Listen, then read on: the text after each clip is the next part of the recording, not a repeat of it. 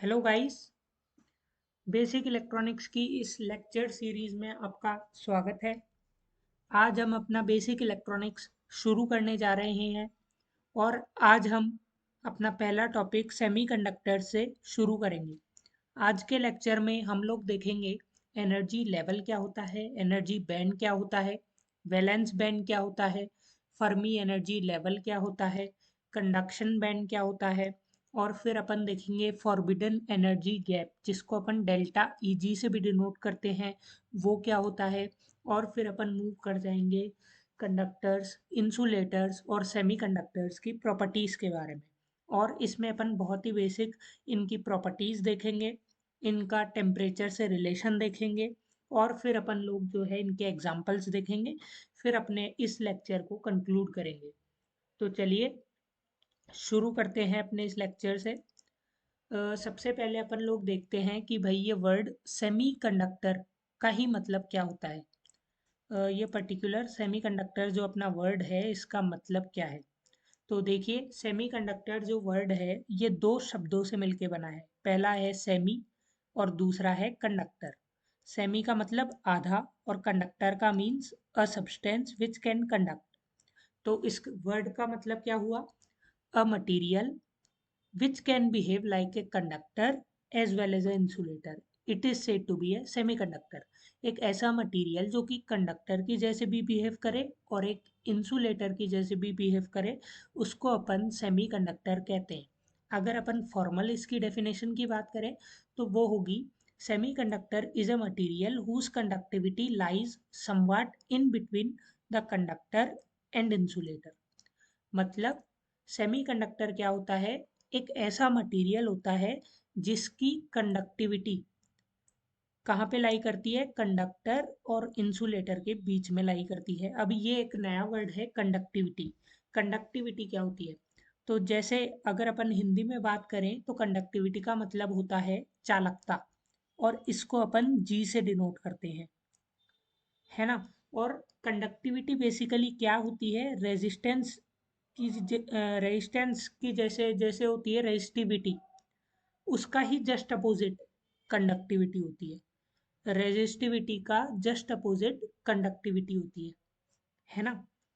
जितनी ज़्यादा कंडक्टिविटी होगी उतना ही अच्छा अपना पर्टिकुलर मटेरियल कंडक्टर होगा, है ना। इसको अपन जो है कैपिटल जी से डिनोट करते हैं। चलिए ठीक है, आगे बढ़ते हैं।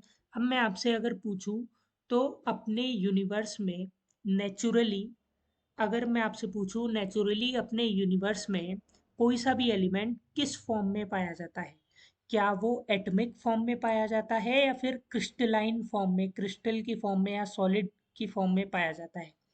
तो आप लोग कहेंगे कि भाई वो सॉलिड की फॉर्म में पाया जाता है। मतलब नेचुरली अपने कोई सा भी एलिमेंट जो है सॉलिड्स की फॉर्म में पाया जाता है। ऐसा तो नहीं है कि भाई वो एटॉमिक फॉर्म में पाया जाता हो। एटॉमिक एटम का एग्जिस्ट करना पॉसिबल नहीं है। अगर अपन बोले कि भाई सोडियम अपने को एटॉमिक फॉर्म में मिलेगा तो ये बात गलत है। सोडियम अपने को सॉलिड्स की फॉर्म में मिलता है। सॉलिड्स का मतलब बहुत ही सारे सोडियम एटम एक ही जगह जब होते हैं उसको अपन कहते हैं सॉलिड्स। चलिए ठीक है। तो अपन लोग सबसे पहले समझते हैं कि भाई सोडियम जो एटम है अपना, उसका जो इलेक्ट्रॉनिक कन्फिग्रेशन होता है उसमें 11 इलेक्ट्रॉन्स होते हैं, तो उसका इलेक्ट्रॉनिक कन्फिग्रेशन आएगा 1s2 2s2 2p6 3s1। और कुछ इस प्रकार से जो है उसमें अपने इलेक्ट्रॉन्स डिस्ट्रीब्यूटेड होंगे, है ना। कुछ इस प्रकार से उसमें इलेक्ट्रॉन जो है सोडियम एटम में डिस्ट्रीब्यूटेड होंगे, बीच में अपना होगा न्यूक्लियस और 11 इलेक्ट्रॉन्स होंगे। अपना वैलेंस इलेक्ट्रॉन कहाँ पे लाई करेगा, 3s में लाई करेगा, ये रहा, है ना। और अगर अपन इसका बोर्स एटॉमिक मॉडल के हिसाब से मॉडल देखें तो सबसे सेंटर में होगा न्यूक्लियस, और डिफरेंट एनर्जी लेवल्स पे अपने जो है इलेक्ट्रॉन्स होंगे। फर्स्ट की एनर्जी 13.6 3.4 1.5 1.85 कुछ इस प्रकार का जो है अपना एटम में होगा। और अगर मैं आपसे पूछूं कि भाई ये D1 डिस्टेंस ज़्यादा होगा या D2 डिस्टेंस ज़्यादा होगा, तो अगर आपने गैस किया है D1 डिस्टेंस ज़्यादा होगा तो आप बिल्कुल सही है।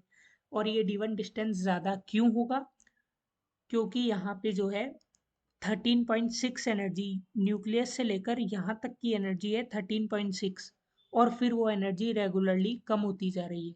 3.4 हो गई, 1.51 हो गई, 0.85 हो गई। हेंस अपन कह सकते हैं कि भाई D1 डिस्टेंस ज़्यादा होगा कंपेयर टू D2 डिस्टेंस। ठीक है। अब अगर अपन बात करेंगे क्रिस्टल की केस में, ये वाला अगर अपन डायग्राम देखें तो एक क्रिस्टल की अगर अपन बात करें तो क्रिस्टल में बहुत सारे सोडियम एटम एक जगह होंगे, उसको अपन कहेंगे क्रिस्टल। अब क्रिस्टल के केस में जो है चूंकि एक सोडियम एटम जो होगा वो बहुत ही सारे सोडियम एटम से घिरा हुआ होगा, तो उस सोडियम एटम की वजह से उस सोडियम एटम की एनर्जी जो है एटम की, जैसे ऐसे वेल डिफाइंड, ये एटम के केस में तो क्या है, एक वेल डिफाइंड गोलाकार ऑर्बिट अपने को पता है कि भाई इस जगह ही इलेक्ट्रॉन होगा। बट अगर अपन क्रिस्टल की केस में बात करें तो क्रिस्टल की केस में क्या होगा, बहुत ही सारे सोडियम एटम एक जगह होंगे।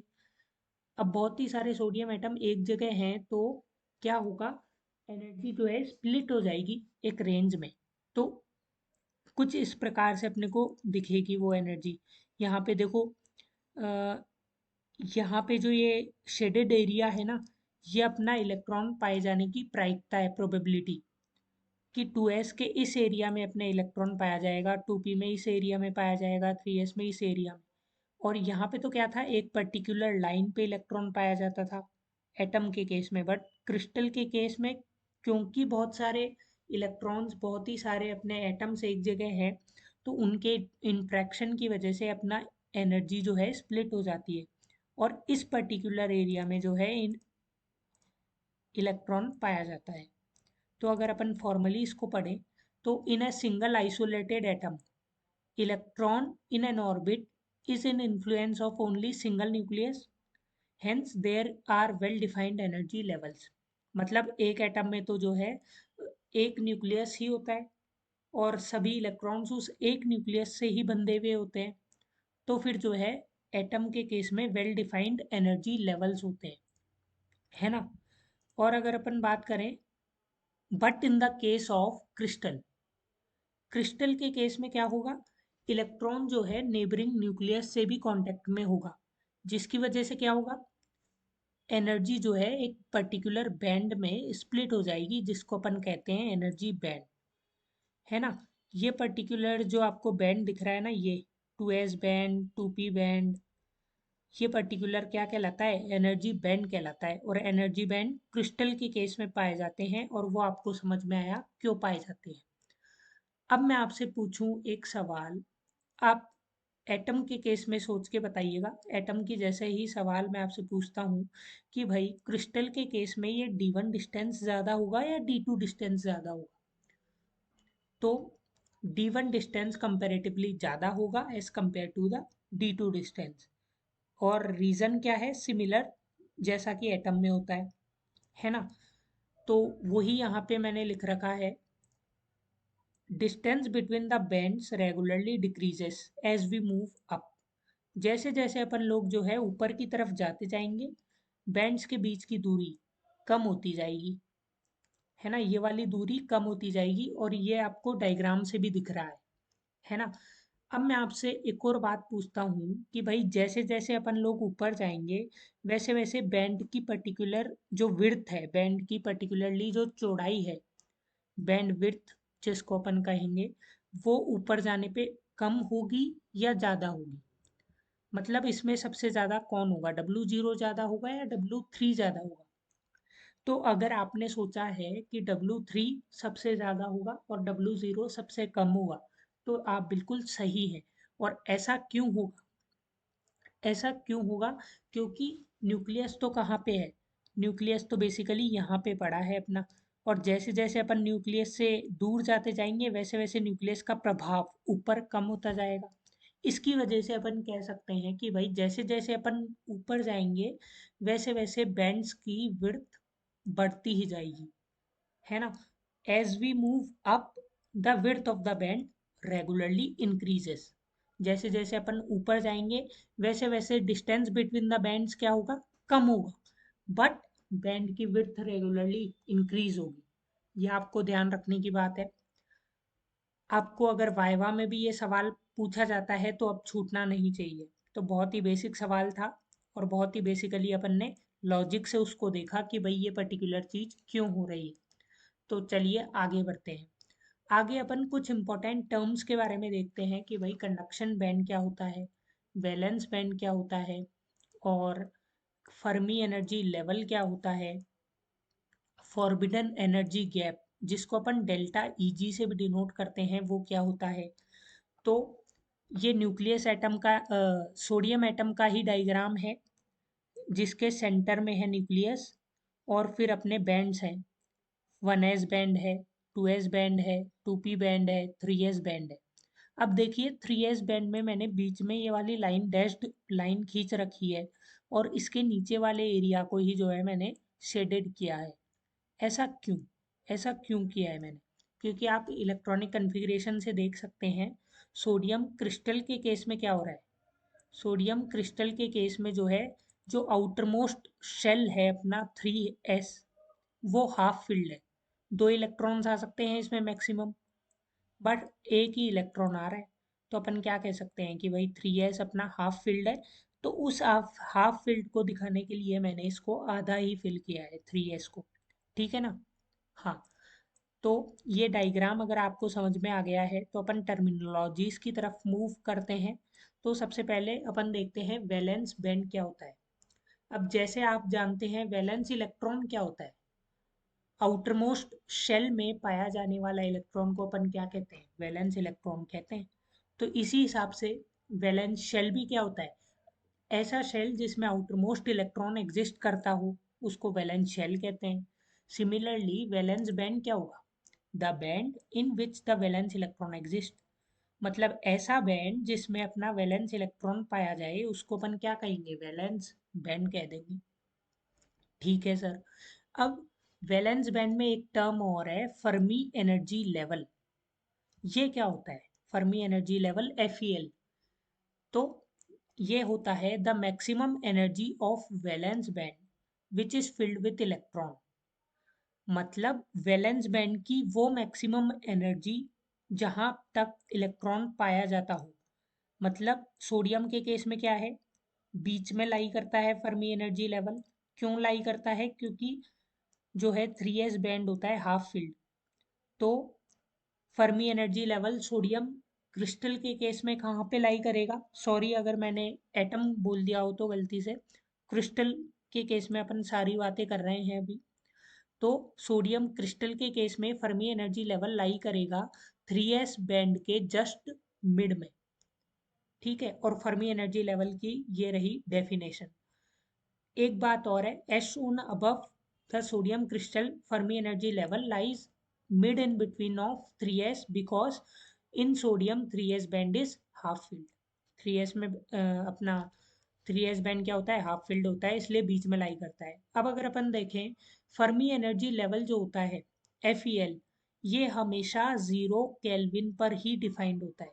Fermi energy level is only defined at the 0 kelvin temperature. ये आपको ध्यान रखने की जरूरत है। अगर आपसे कोई बोले कि भाई 270 -273 डिग्री सेल्सियस या फिर 0 केल्विन पर ही अपना जो है फर्मी एनर्जी लेवल डिफाइन होता है, ये बहुत ही इंपॉर्टेंट लाइन है। Fermi energy level is only defined at 0 kelvin temperature, है ना? अगर आप बोले कि भाई रूम टेम्परेचर पे मैं बात कर लूँ फर्मी एनर्जी लेवल की, तो ये पॉसिबल नहीं है। It is only defined at 0 kelvin या फिर -273 डिग्री सेल्सियस। ठीक है। अब अगर अपन देखेंगे तो अगर मैं आपसे बोलूं कि भाई वैलेंस बैंड में जो इलेक्ट्रॉन है ना उसकी वजह से कंडक्शन नहीं होता। अगर आप कोई सा भी कंडक्टर ले लो, अपना एल्यूमिनियम ले लो, अपना क्या बोलते हैं कॉपर ले लो, गोल्ड ले लो जो कि बहुत ही ज़्यादा कंडक्टिव है, उसमें वैलेंस बैंड में प्रेजेंट इलेक्ट्रॉन की वजह से कभी भी कंडक्शन नहीं होता। कंडक्शन सिर्फ और सिर्फ पॉसिबल हो पाता है कंडक्शन बैंड में प्रेजेंट इलेक्ट्रॉन्स के कारण, है ना? तो वही यहाँ पे लिख रखा है, no conduction takes place due to electrons present in the valence band. Valence band में पड़े हुए इलेक्ट्रॉन्स की वजह से कभी भी कंडक्शन नहीं होगा होता, सिर्फ और सिर्फ कंडक्शन बैंड में पड़े हुए इलेक्ट्रॉन्स के द्वारा ही कंडक्शन हो पाता है। और इसको अपन बहुत ही अच्छे से आगे देखेंगे और इस पे कई कंसेप्ट अपने बेस्ड होंगे। तो चलिए अपन शुरू करते हैं। कंडक्शन बैंड के बारे में देखते हैं। कंडक्शन बैंड क्या होता है? The band which lies just above the valence band. Valence band के जस्ट ऊपर पाए जाने वाला बैंड को अपन क्या कहते हैं? कंडक्शन बैंड कहते हैं। ठीक है। The band which lies just above the valence band is known as the conduction band. अब कंडक्शन बैंड ही रिस्पॉन्सिबल होता है कंडक्शन के लिए। इसका नाम ही बता रहा है अपने को, है ना। कंडक्शन बैंड के ही इलेक्ट्रॉन के द्वारा जो है कंडक्शन होता है। अगर कंडक्शन बैंड एम्प्टी है तो फिर कंडक्शन पॉसिबल ही नहीं है। बिल्कुल सही बात है। अब अगर मैं आपसे बोलूं कि भाई ये फॉरबिडन एनर्जी गैप, जिसको अपन डेल्टा ईजी से भी डिनोट करते हैं, ये क्या होता है? तो आप इस डायग्राम को देख के बताइए जरा। अगर मैं डेल्टा ईजी की वैल्यू निकालना चाहूँ तो मैं कैसे निकालूंगा? डेल्टा ईजी की वैल्यू निकालने के लिए मैं क्या करूँ? मिनिमम एनर्जी तो किसकी? कंडक्शन बैंड की मिनिमम एनर्जी, मतलब ये वाली लाइन, उसमें से माइनस कर दूं अगर maximum energy of valence band, है ना, ये वाली लाइन। कंडक्शन बैंड की minimum energy minus maximum energy किसकी? वैलेंस बैंड की। तो अपन उसको क्या कहते हैं? फॉरबिडन एनर्जी गैप कहते हैं। ठीक है, डेफिनेशन के हिसाब से देखते हैं। कंडक्शन बैंड और वैलेंस बैंड के बीच का गैप क्या कहलाता है? फॉरबिडन एनर्जी गैप कहलाता है। डायग्राम में अगर अपन देखें, कंडक्शन बैंड और वैलेंस बैंड के बीच का एनर्जी डिफरेंस ही क्या है? ये एनर्जी डिफरेंस ही क्या है? फॉरबिडन एनर्जी गैप है ना। इसका फॉर्मूला क्या हुआ? मिनिमम एनर्जी कंडक्शन बैंड की, उसमें से अगर अपन माइनस करते मैक्सिमम एनर्जी वैलेंस बैंड की, तो अपने को फॉरबिडन एनर्जी गैप मिल जाएगा, है ना। हाँ भाई, ठीक है। तो चलिए ठीक है, आगे बढ़ते हैं। फॉरबिडन एनर्जी गैप अपन ने देखा, इसको अपन लोग डेल्टा ईजी से डिनोट करते हैं, है ना। और इसका फॉर्मूला ये वाला है, मिनिमम एनर्जी कंडक्शन बैंड की minus maximum energy valence band की। अब अगर अपन देखें कि भाई फॉरबिडन एनर्जी गैप, अब आप सोच के बताइएगा। यहाँ पे फॉरबिडन एनर्जी गैप कुछ इस प्रकार का है, ये रहा। अब मैं आपसे पूछूं कि भाई कंडक्टर के केस में क्या होगा, इंसुलेटर के केस में क्या होगा, और अपने सेमीकंडक्टर के केस में क्या होगा फॉरबिडन एनर्जी गैप की वैल्यू। तो देखो, कंडक्टर अपन जानते हैं कि भाई कंडक्शन सिर्फ और सिर्फ कंडक्शन बैंड में प्रेजेंट इलेक्ट्रॉन्स के कारण ही होता है। और अपन ये भी जानते हैं कि भाई वैलेंस इलेक्ट्रॉन जिसमें पाया जाता है उसको वैलेंस बैंड कहते हैं। तो कंडक्शन बैंड तो हमेशा खाली ही रह जाएगा। हमेशा हर केस में जो है, हर एटम के केस में कंडक्शन बैंड खाली ही रहेगा। तो अगर कोई सा भी पर्टिकुलर एलिमेंट कंडक्टर है तो कंडक्शन बैंड और वैलेंस बैंड को ओवरलैप करना पड़ेगा। मतलब एक के ऊपर एक ओवरलैपिंग होनी चाहिए। अगर ओवरलैपिंग होगी तो वो चीज कंडक्टर है ना। सेमीकंडक्टर के केस में क्या होगा? ओवरलैपिंग होगी पर थोड़ी सी कम होगी। और इंसुलेटर के केस में क्या होगा? ओवरलैपिंग होगी ही नहीं कंडक्शन और वैलेंस बैंड की। ठीक है। तो मतलब जैसा मटेरियल होगा उतनी ही वैल्यू होगी अपने, उस हिसाब से वैल्यू होगी फॉरबिडन एनर्जी गैप की, है ना। उसके बाद अगर अपन देखें, जितना ज़्यादा फॉरबिडन एनर्जी गैप होगा, अपन कह सकते हैं कि वैलेंस इलेक्ट्रॉन उतने ही टाइटली बाउंड होंगे। मतलब वैलेंस डेल्टा ईजी जितना ज़्यादा होगा, अपन कह सकते हैं कि भाई उतने ही टाइटली अपने वैलेंस इलेक्ट्रॉन बंधे हुए हैं। हाँ भाई, बिल्कुल।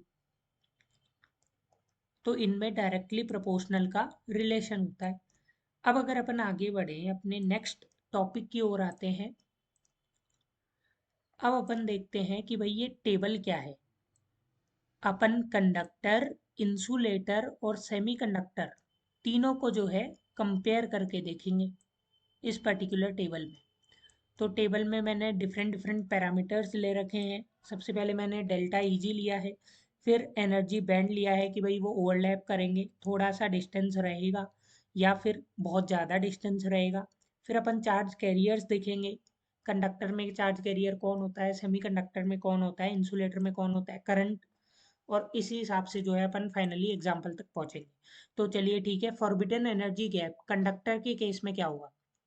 अब चूंकि कंडक्टर एक ऐसा मटेरियल है जो कि कंडक्ट करेगा, तो फॉरबिडन एनर्जी गैप की वैल्यू कितनी होगी। अब अपना कंडक्शन तो सिर्फ और सिर्फ पॉसिबल है कि जब इलेक्ट्रॉन अपना लाई करे कंडक्शन बैंड में।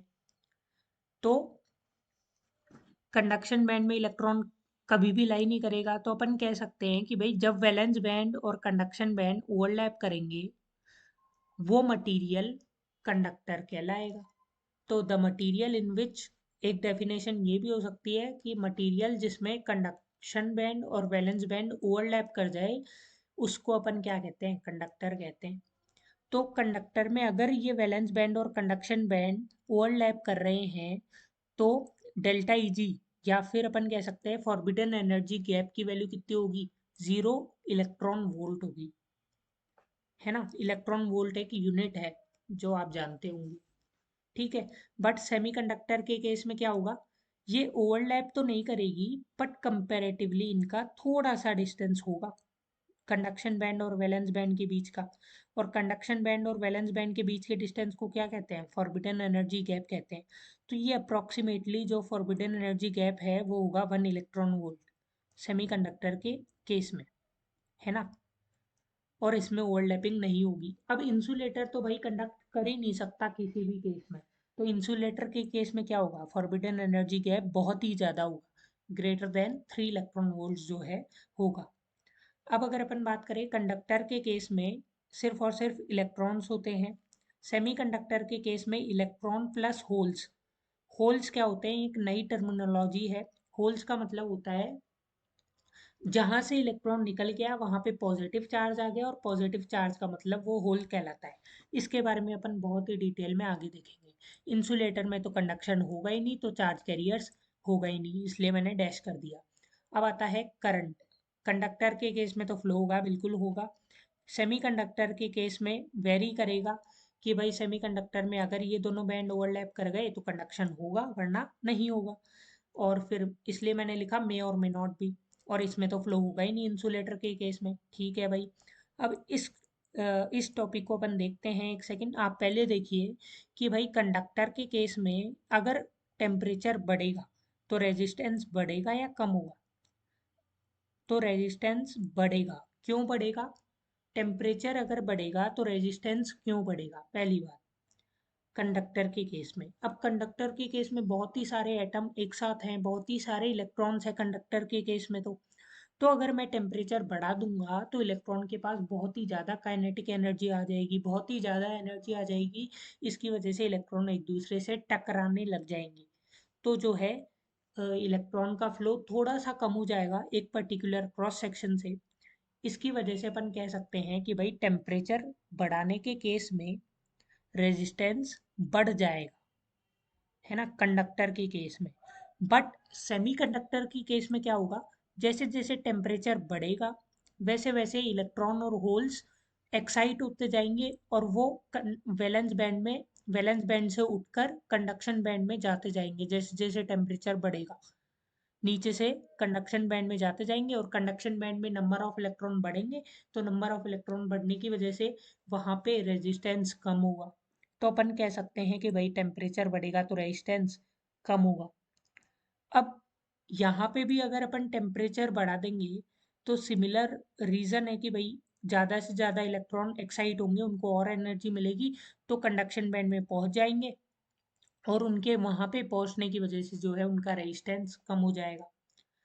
अब इसका ही जस्ट अपोजिट, अगर अपन टेम्परेचर कम कर देंगे तो रेजिस्टेंस कम होगा कंडक्टर के केस में। सिमिलर रीज़न है।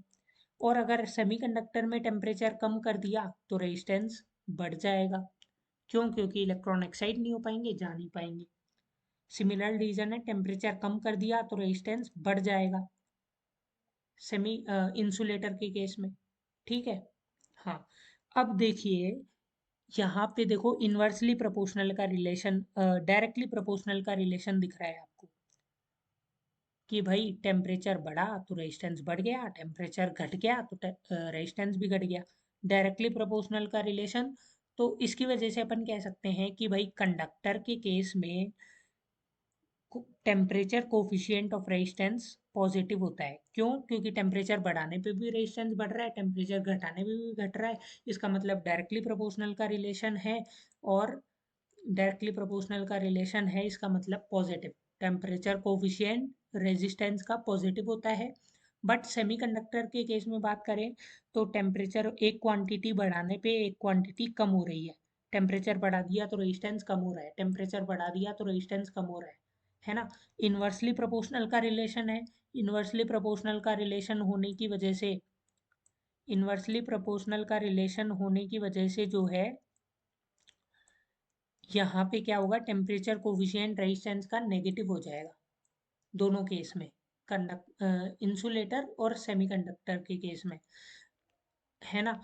अब अगर अपन एक फाइनल बात कर लें कि भाई कंडक्टर का क्या एग्जाम्पल है, सेमीकंडक्टर का क्या एग्जाम्पल है, तो वही कंडक्टर के तो बहुत सारे जानते हैं अपन, कॉपर, सिल्वर, गोल्ड और बहुत सारे मेटल्स जो हैं वो कंडक्टर की जैसे बिहेव करते हैं।